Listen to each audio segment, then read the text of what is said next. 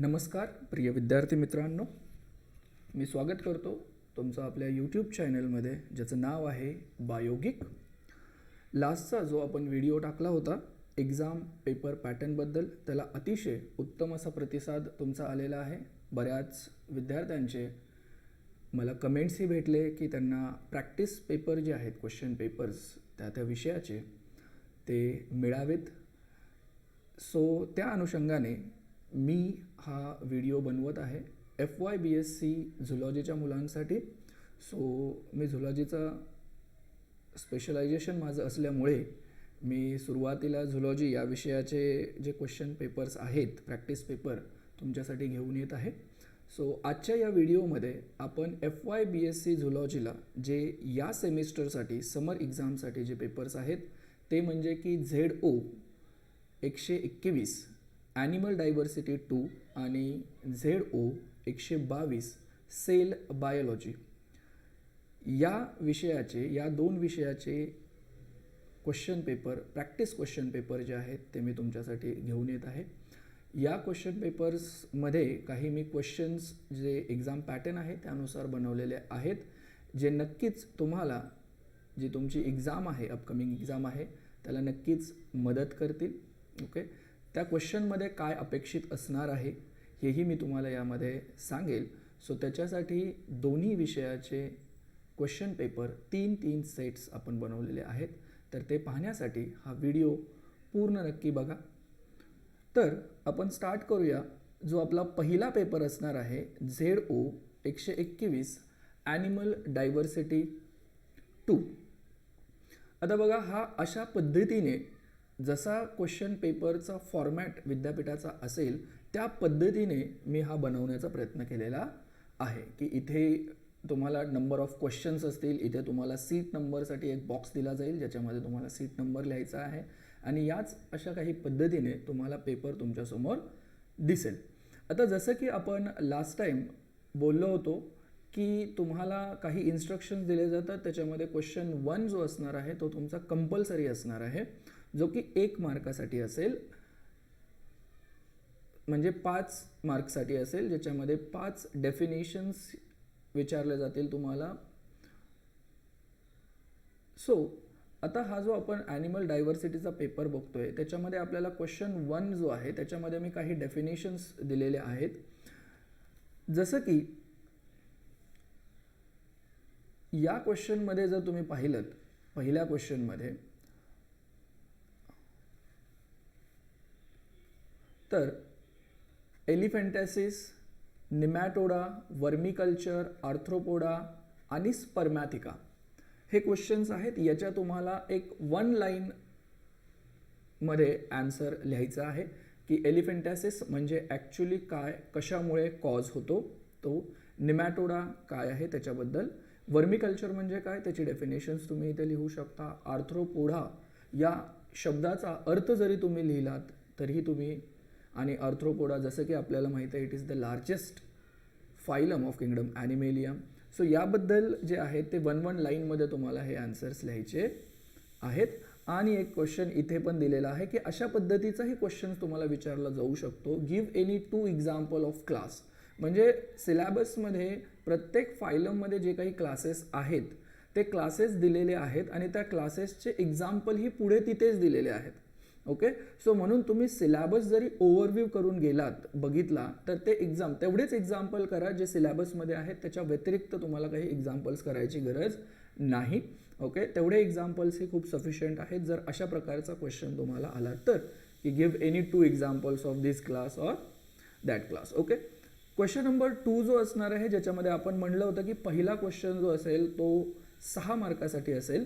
जसं की याच्यामध्ये बघा मी क्वेश्चन बनवला आहे, describe the characteristics of phylum aschelminthes with suitable examples. याच्यामध्ये तुम्ही 1-2 एक्झाम्पल्स ॲस्केलेहेल्मिंथिसचे देऊ शकता आणि जे काही जनरल कॅरेक्टर्स आहेत, सो साधारणपणे तुम्ही 10 to 12 कॅरेक्टर्स जे आहेत ते लिहिण्याचा प्रयत्न करा.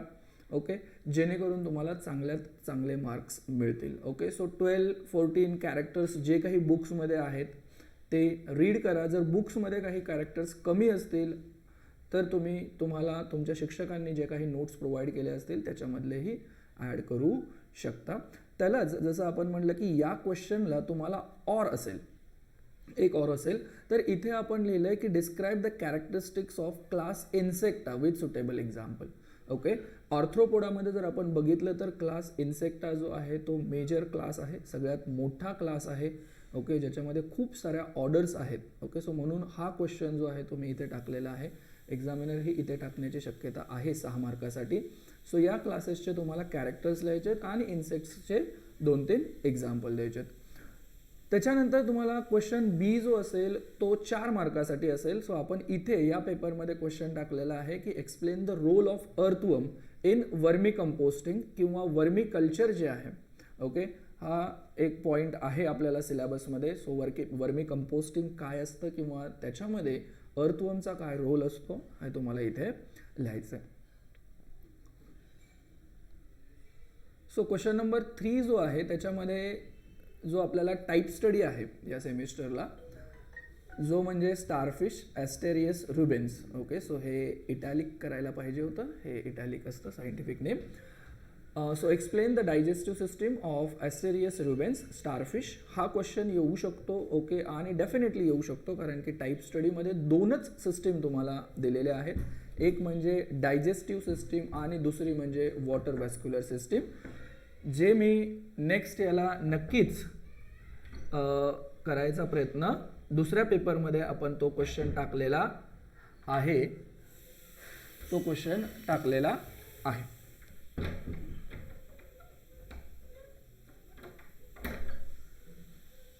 नेक्स्ट क्वेश्चन याच्यामध्ये आपण टाकलेला आहे ऑरसाठी, तो म्हणजे distinguishing characters of class nematoda with suitable example. ॲस्क्लेहेल्मिंथिसमध्ये एकच क्लास आहे निमॅटोडा. ओके, सिलेबसमध्ये आपल्याला तसं दिलेलं आहे क्लास निमॅटोडा ओनली.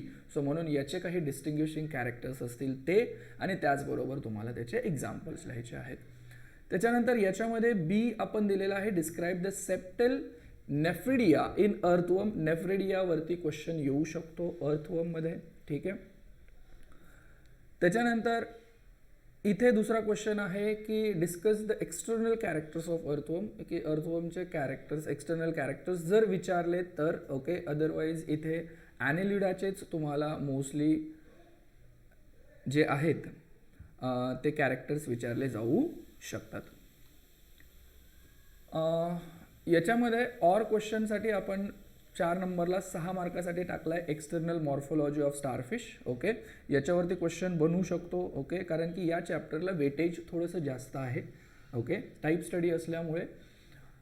त्याच्यानंतर 4 मार्कासाठी economic importance of mollusca. Okay, so जेवढेही फायलम तुम्हाला या सिलेबसमध्ये आहेत, जसं की ॲस्केलेहेल्मिंथस असेल, ॲनेलिडा असेल, अर्थ्रोपोड असेल, मॉल्युस्का असेल आणि इकायनोडर्मॅटा असेल.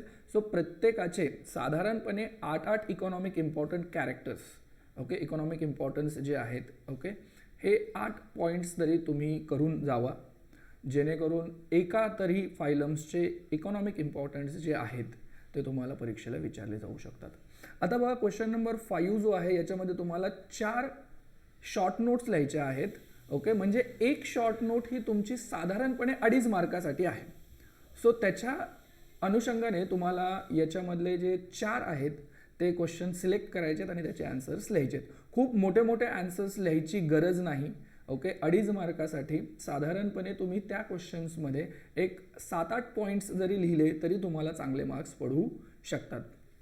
जसं की तुम्हाला हा क्वेश्चन बघा, ऑटोटॉमी अँड रिजनरेशन. सो तुम्ही ऑटोटॉमी रिजनरेशन कुणामध्ये होतं, कसं असतं, जसं की ऑटोटॉमी आणि रिजनरेशन हा क्वेश्चन तुम्हाला इकायनोडर्मॅटामधून आलेला आहे. स्टारफिशमध्ये हे मेकॅनिझम बघायला भेटतं आपल्याला. सो त्याच्याबद्दल तुम्ही लिहू शकता. देन पेडिसिलेरिया इन इकायनोडर्मॅटा, की पेडिसिलेरिया काय आहेत, किती टाईपचे आहेत इकायनोडर्मॅटामध्ये आणि त्यांचं फंक्शन काय आहे, या गोष्टी तुमच्या आन्सर्समध्ये आल्या पाहिजेत. स्ट्रेट आहे, क्रॉस आहे, ठीक आहे, या टाईपचे जे आहेत ते. त्याच्यानंतर characters of class Diplopoda. Okay, so याच्यामध्ये साधारणपणे तुम्ही 4 ते 5 कॅरेक्टर्स जे आहेत ते जर तुम्ही लिहिले तरी तुम्हाला चांगले मार्क्स याच्यामध्ये मिळू शकतात. मॅन्डिब्युलेट type of mouth parts. Okay, 3 mouth parts तुम्हाला सिलेबसमध्ये आहेत, त्याच्यामधला एक आहे मॅन्डिब्युलेट टाईप ऑफ माउथ पार्ट्स. त्याच्यानंतर कॅरेक्टर्स ऑफ क्लास गॅस्ट्रोपोडा, गॅस्ट्रोपोडाचे काही डिस्टिंग्विशिंग कॅरेक्टर्स जे असणार आहेत 4-5 ते तुम्हाला इथे लिहायचे आहेत. आणि तुम्ही जर इथे एखादं एक्झाम्पल वगैरे जर ॲड केलं ओके तर डेफिनेटली तुमचं जे इम्प्रेशन आहे पेपर चेकिंग करणारे जे एक्झामिनर असतील त्यांच्यावरती चांगलं पडेल की तुम्ही त्याचा चांगल्या प्रकारे अभ्यास केला आहे असं त्यांना दिसून येईल. त्याच्यानंतर कॅरेक्टर्स ऑफ क्लास पॉलीप्लॅकोफोरा ओके कायटोन्स ज्याचं एक्झाम्पल आहे सो तेही तुम्ही ॲड करू शकता. सो हा एक सेट होता क्वेश्चनचा. दुसऱ्या सेट्समध्ये थोडेसे वेगळे क्वेश्चन्स असतील जसं की अर्थवर्ममध्ये क्लायटेलियम असतं ते biological name of common cuttle fish cattle leech hirudinaria granulosa okay हे सायंटिफिक नेम लिहायचं आहे. आणि एवढं लक्षात ठेवा की जेव्हा तुम्ही सायंटिफिक नेम लिहाल तर त्याला सेपरेटली अंडरलाईन करा ओके हा रूल आहे. सो कधीही सायंटिफिक किंवा बायोलॉजिकल नेम तुम्ही ऑर्गॅनिझमचं लिहिता त्यावेळेस त्याला सेपरेट अंडरलाईन करा. Then what is torsion in mollusca, then what is the function of pedicellariae in a starfish, what is the scientific name of prawn, जे बुकमध्ये दिलेलं आहे तुम्हाला सिलेबसमध्ये आहे तेच लिहायचं आहे. Define the autotomy in starfish, autotomy म्हणजे काय. Then give any 2 characteristics of diplopoda. त्याच्यानंतर describe the distinguishing characters of phylum annelida, ॲनेलिडाचे कॅरेक्टर्स तुम्हाला इथे लिहायचे आहेत आणि 2 एक्झाम्पल्स दिले तर अतिशय उत्तम. Then describe the salient features of phylum arthropoda. Explain the role of earthworm in vermi composting. So हा 4 मार्कालाही विचारू शकतात आणि 6 मार्कालाही विचारू शकतात. Explain the economic importance of nematoda, निमॅटोडाचे इकॉनॉमिक इम्पॉर्टन्स तुम्हाला सांगायचे. Then explain the water vascular system of echinodermata और स्टारफिश. आता स्टारफिश म्हणतील ते किंवा डायरेक्ट इकायनोडर्मॅटा म्हणतील सो याच्यामध्ये बऱ्याच वेळा कन्फ्युजन होऊ शकतं की आता इकायनोडर्मॅटा म्हणलं तर काय. सो इकायनोडर्मॅटा ह्या फायलममध्ये कॅरेक्टरिस्टिक फीचरच आहे presence of water vascular system. So starfish study जरी असेल स्टडी टाईप तुमच्याकडे तरी इकायनोडर्मॅटा असं लिहू शकतात किंवा स्टारफिश येईल okay.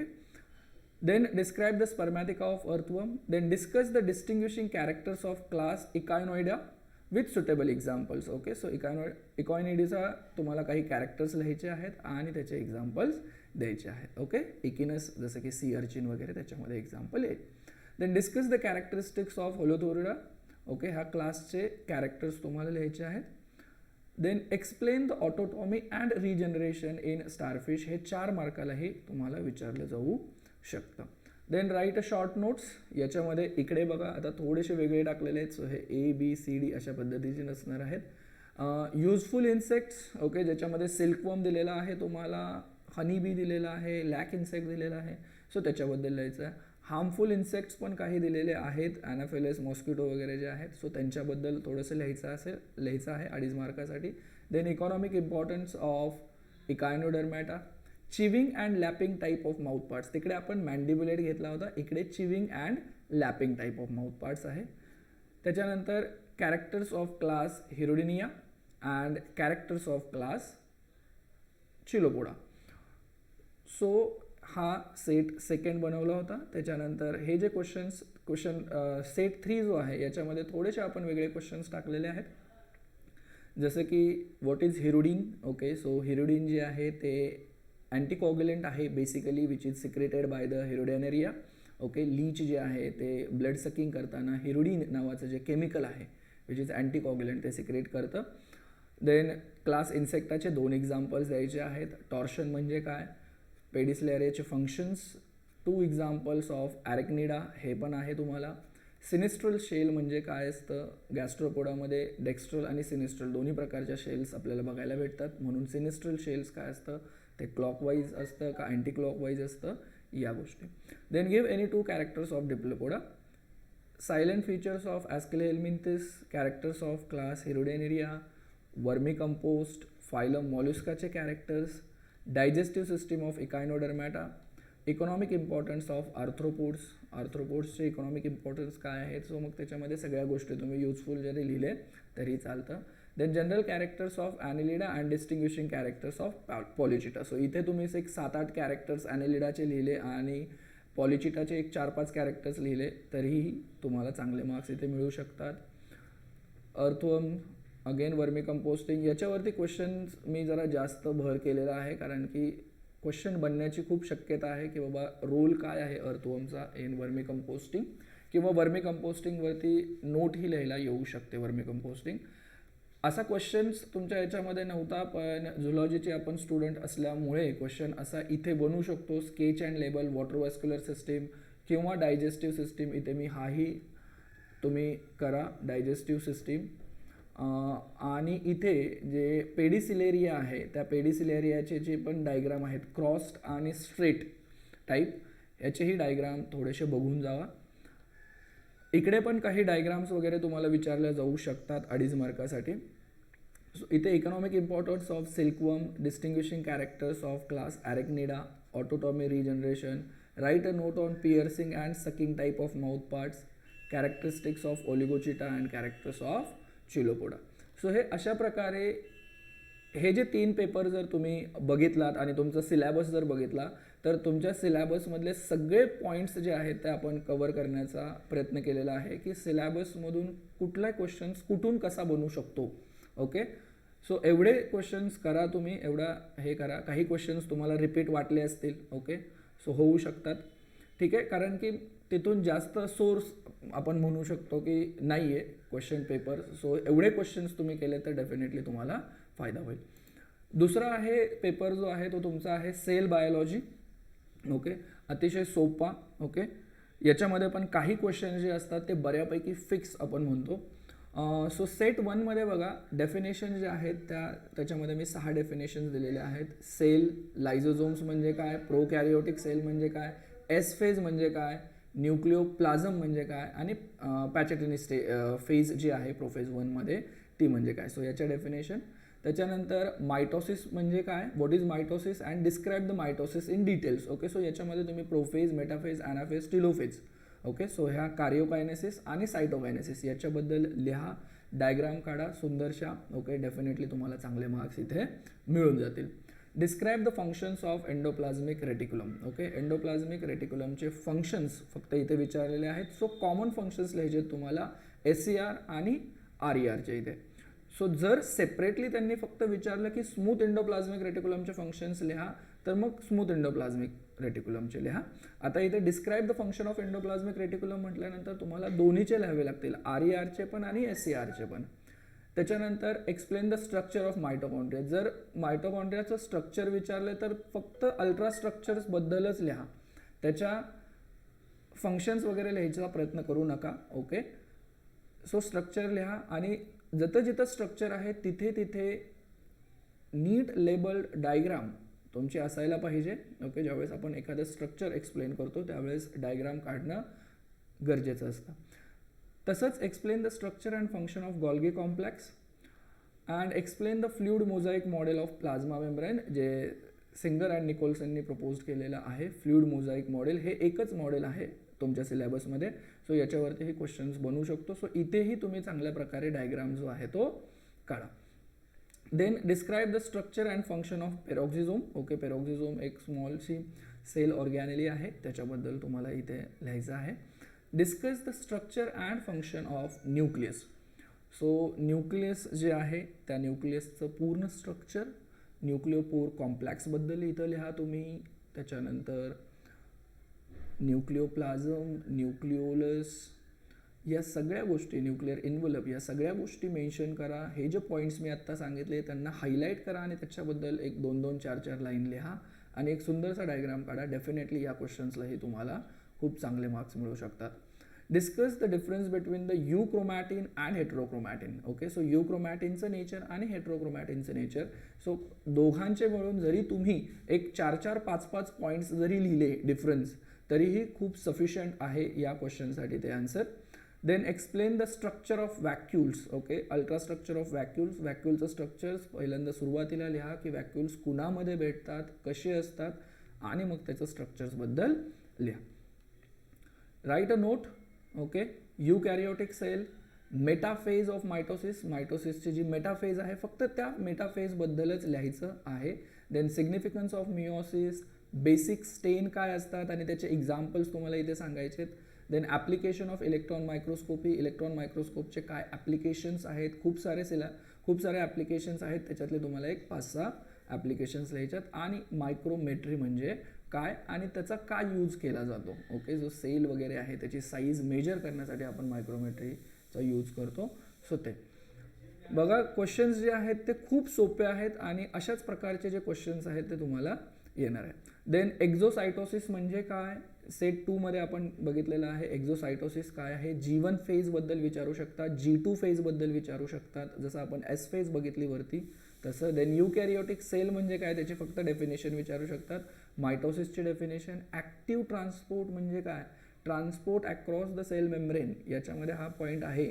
Active transport, passive transport, facilitated diffusions, याच्याही डेफिनेशन जे आहेत ते तुम्हाला एक मार्क्ससाठी येऊ शकतात. देन फॅगोसायटोसिस म्हणजे काय, इंडोसायटोसिस म्हणजे काय, describe the structure of prokaryotic cell. Okay, prokaryotic cell E कोलायचं आहे with reference to E coli, so त्याच्याबद्दल तुम्हाला 6 मार्काला विचारलं जाऊ शकतं. Describe the mitosis in detail, मायटोसिसची जी प्रोसेस आहे सेल डिव्हिजन ती तुम्हाला डिटेलमध्ये विचारू शकतात. Explain the structure of endoplasmic reticulum, त्या पेपरमध्ये आपण फंक्शन दिले होते, या पेपरमध्ये आपण स्ट्रक्चर देतोय. किंवा क्वेश्चन असाही 6 मार्काला येऊ शकतो, structure and function of endoplasmic reticulum. Then explain the structure and function of lysosomes, explain the various phases of cell cycle. आता इथे बऱ्याच वेळा सेल सायकलच्या फेजेस विचारल्या जातात, आपण कन्फ्यूज होतो. सो सेल सायकलच्या फेजेस विचारल्या तर तुम्हाला इथे फक्त G1, G2, S आणि M फेजबद्दल लिहायचं आहे. M फेज जी आहे ती पूर्ण डिटेल लिहायची गरज नाही इथे, म्हणजे मायटोसिस किंवा मिओसिस लिहायचं नाही आहे. इथे फोकस तुम्हाला कशावरती करायचा आहे, इंटरफेजवरती फोकस करायचा आहे, म्हणजे G1, G2, G1, S आणि G2 फेज. ओके, सो हेच फक्त या क्वेश्चनमध्ये आन्सर आलं पाहिजे. Describe the structure and function of animal cells. Okay, पूर्ण ॲनिमल सेल्सबद्दल. Then describe the structure and function of vacuoles. Describe the difference between mitosis and meiosis. Mitosis and मिओसिसचे खूप सारे डिफरन्सेस आहेत, ते डिफरन्सेस तुम्ही इथे लिहू शकता. Explain the structure of nuclear pore complex. आता इथे फक्त न्यूक्लिअर पोर कॉम्प्लेक्सबद्दल मी क्वेश्चन टाकलाय, सो एवढाही क्वेश्चन्स तुम्हाला 4 मार्काला विचारू शकतात. देन डाईज आहेत, डाईजबद्दल लिहायचं आहे तुम्हाला. ओके, आणि त्याचा काय यूज होतो याबद्दलही लिहायचं आहे. Then prophase of meiosis, prophase 1, कारण की प्रोफेज 1 हा जो क्वेश्चन आहे हा इकडे वरतीही कुठे 4 मार्काला विचारला जाऊ शकतो, कारण की याच्यामध्ये 5 सब फेजेस आहेत, जसं की लेप्टोटेनी, झायगोटेनी, पॅचिटेनी, डिप्लोटेनी आणि डायकायनेसिस. या प्रत्येकामध्ये काय होतंय, ओके, हे तुम्हाला लिहायचं आहे. काय न्यूक्लिअर इव्हेंट्स बेसिकली या प्रत्येक फेजमध्ये होत आहेत हे तुम्हाला लिहायचं आहे इथे. देन फॅसिलिटेटेड डिफ्युजन काय आहे त्याचे 2 एक्झाम्पल्स तुम्हाला तिथे द्यायचे आहेत. न्यूट्रल स्टेन काय आहे त्याचे 1-2 एक्झाम्पल्स तुम्ही द्या. सेल जंक्शन, ज्याच्यामध्ये तुम्हाला सिलेबसला फक्त tight junction, gap junctions, adherens junctions आणि डेस्मोझोम्सबद्दल आहे, तर ह्या 4 बद्दल तुम्ही लिहा की काय काय असतं ते. आणि principle of compound microscope. Okay, so compound microscope काय, त्याचं प्रिन्सिपल काय हे तुम्हाला विचारलं जाऊ शकतं.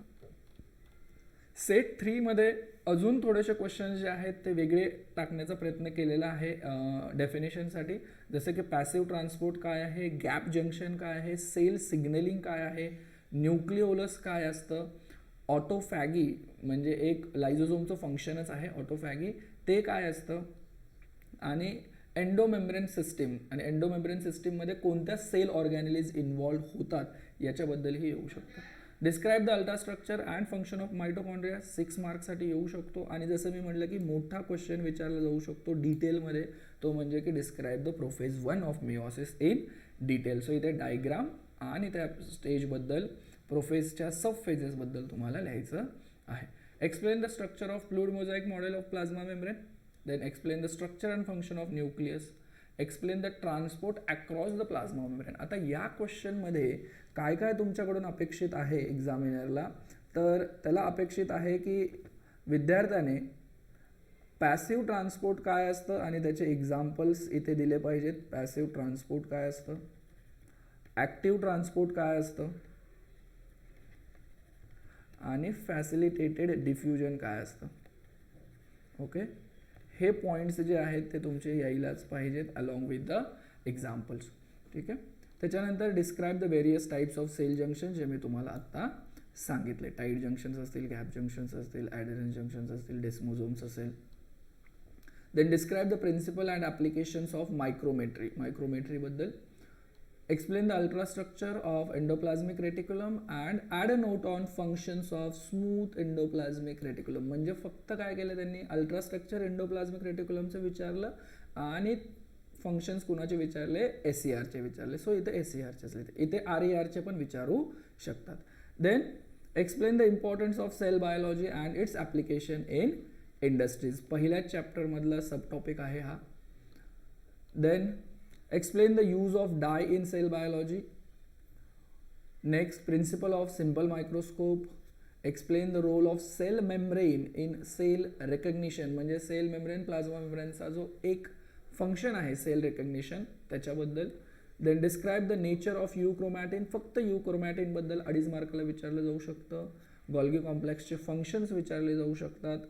And the difference between plant cell and animal cell या क्वेश्चन्सकडे पण आपण इग्नोर करू शकत नाही. हाही सिम्पलसा क्वेश्चन्स विचारला जाऊ शकतो की प्लांट सेल आणि ॲनिमल सेल्समध्ये काय डिफरंट आहे. ओके, सो अशा प्रकारे सेल बायोलॉजी आणि ॲनिमल डायव्हर्सिटीचे हे प्रॅक्टिस क्वेश्चन्स मी तुम्हाला दिलेले आहेत. एवढे क्वेश्चन्स फक्त करून जावा. ओके, याचे मॉडेल ॲन्सर्स तुम्ही काढण्याचा प्रयत्न करा परीक्षेच्या अगोदर. डेफिनेटली तुम्हाला याचा फायदा होईल. ओके, आणि अजून दुसरं काही तुम्हाला माहिती हवी असेल तर डेफिनेटली तुम्ही कमेंट करा. Thank you very much. अजूनही काही विद्यार्थ्यांनी जर चॅनलला सबस्क्राईब केलं नसेल तर सबस्क्राईब करा. Thank you very much.